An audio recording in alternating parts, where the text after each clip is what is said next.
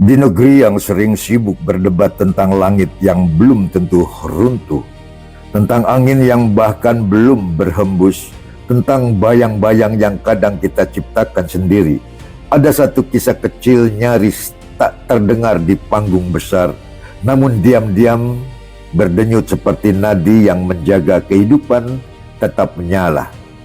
Kisah tentang seseorang yang orang-orang panggil dengan hormat dan santai, Haji Muhammad Yos Sutomo.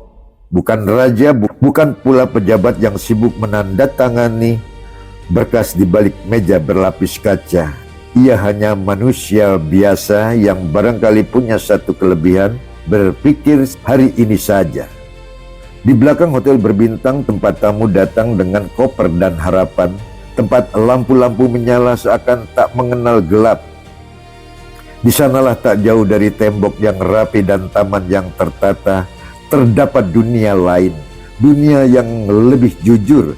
Ada ayam-ayam berkokok, tidak peduli harga saham naik atau turun. Ada ikan-ikan berenang, tidak peduli trending topik hari ini apa. Ada pokcai tumbuh hijau, tidak pernah meminta popularitas. Dan ada tanaman obat yang diam-diam menyimpan rahasia penyembuhan yang sering kita lupakan karena terlalu sibuk percaya pada yang instan. Orang-orang mungkin tertawa, di belakang hotel mewah kok ada ternak ayam. Lucu juga ya. Lalu terdengar tawa ringan. Yang tak tersinggung ya tak marah-marah, hanya tawa. Yang paham bahwa dunia ini seringkali lebih suka penampilan daripada ketahanan. Sedia tenda sebelum hujan. Sederhana, namun dalam kalimat itu terkandung filsafat hidup yang panjang sepanjang usia bangsa ini. Ketika pandemi datang, tak mengetuk pintu, tak permisi, tiba-tiba dunia berubah. Jalanan yang biasanya ramai menjadi sunyi seperti doa yang tertahan. Pasar yang dulu penuh tawar-menawar mendadak sepi seperti kehilangan suara. Orang-orang mulai bertanya, besok makan apa ya? Dan di saat itulah banyak yang baru sadar bahwa kehidupan tidak selalu bisa dibeli dengan uang semata. Ayam di belakang hotel itu tetap bertelur, ikan tetap bisa dipanen, pokcai tetap tumbuh tanpa berita. Dan orang-orang yang dulu tertawa mulai datang diam-diam menatap dengan mata yang berbeda. Bukan lagi meremehkan tetapi mulai belajar memahami. Inilah pelajaran kebangsaan. Bahwa sebuah bangsa tidak hanya dibangun oleh gedung tinggi, oleh pidato-pidato yang panjang, oleh janji-janji yang dilapisi kata-kata indah, tapi oleh hal-hal yang kecil yang dilakukan dengan kesadaran besar. Ketahanan pangan, kemandirian, kesadaran untuk tidak selalu bergantung pada sesuatu yang jauh dari jangkauan. Dalam keagamaan, kita diajarkan untuk bersyukur, namun seringkali syukur kita hanya berhenti di bibir, tidak sampai ke tindakan. Padahal menanam satu pohon adalah doa yang hidup. Memberi makan satu ayam adalah ibadah yang diam-diam dicatat, dan menjaga kehidupan adalah bentuk syukur paling nyata yang tidak membutuhkan panggung. Kenegaraan bukan hanya soal aturan, bukan hanya tentang siapa memimpin siapa. Kenegaraan adalah kesadaran kolektif bahwa kita hidup bersama dan harus saling menjaga. Jika setiap halaman belakang menjadi sumber kehidupan, maka negeri ini tidak goyah hanya karena satu badai. Pendidikan tidak selalu ada di ruang kelas. Kadang ia tumbuh di tanah, di antara akar dan cacing, di bawah sinar matahari yang jujur. Anak-anak yang melihat itu akan belajar bahwa hidup bukan sekadar teori, bahwa masa depan tidak hanya ditentukan oleh nilai ujian, tetapi oleh kemampuan bertahan dan berpikir bijak. Filsafat hidup sering kita cari di buku-buku tebal, di seminar mahal, di kata-kata yang sulit dipahami, padahal ia bisa hadir dalam satu tindakan sederhana. Menanam hari ini untuk menyelamatkan esok. Dan humor, humor itu penting. Tanpa humor hidup jadi terlalu tegang, serius. Tanpa tawa kritik jadi terasa tajam. Sedia tenda sebelum hujan. Kalimat itu ringan tetapi mengandung tamparan halus bagi kita yang sering menunda-nunda. Kritik sosial tidak harus keras, tidak harus teriak-teriak atau marah-marah. Kadang cukup dengan contoh. Ketika seseorang memilih bertindak sementara yang lain hanya berbicara, disitulah kritik paling dalam terjadi. Tanpa teriak, tanpa menunjuk, tanpa menghakimi, negeri ini tidak kekurangan orang yang hebat, tetapi kekurangan ide yang cemerlang. Yang sering kurang adalah keberanian untuk memulai. Kita sering menunggu situasi ideal, menunggu dukungan penuh, menunggu semua siap, padahal hujan tidak pernah menunggu kita siap. Pesan moralnya sederhana. Jangan menunggu krisis untuk mulai peduli, jangan menunggu lapar untuk belajar menanam, jangan menunggu kehilangan untuk menghargai yang ada. Renungan ini tidak memaksa, tidak mendikti, ia hanya mengajak. Bagaimana jika kita mulai dari hal kecil, dari halaman rumah, dari pot kecil, dari satu langkah sederhana. Bayangkan jika setiap orang melakukan sedikit saja, menanam satu, memelihara dua, berbagi tiga, maka negeri ini akan berubah tanpa perlu revolusi besar. Kita tidak harus menjadi hebat untuk memulai, kita hanya perlu memulai untuk menjadi lebih baik.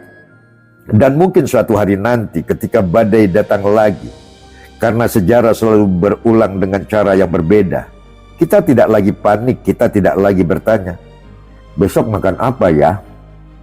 Karena kita sudah belajar dari belakang sebuah hotel berbintang, hotel Puri Senyur, bahwa kehidupan sejati tidak selalu ada di depan panggung, tapi sering tersembunyi di tempat yang tidak kita duga. Sedia tenda sebelum hujan. Tawa itu masih terdengar ringan, sederhana, namun menggema jauh ke dalam kesadaran kita sebagai manusia, sebagai masyarakat, sebagai bangsa. Dan jika hari ini kita tersenyum sambil membaca kisah ini, semoga besok kita tidak hanya tersenyum, tetapi juga mulai menanam, merawat, berpikir bukan tentang hari ini, tetapi hari depan adalah menjadi sesuatu hari depan lebih cerah dan bercahaya.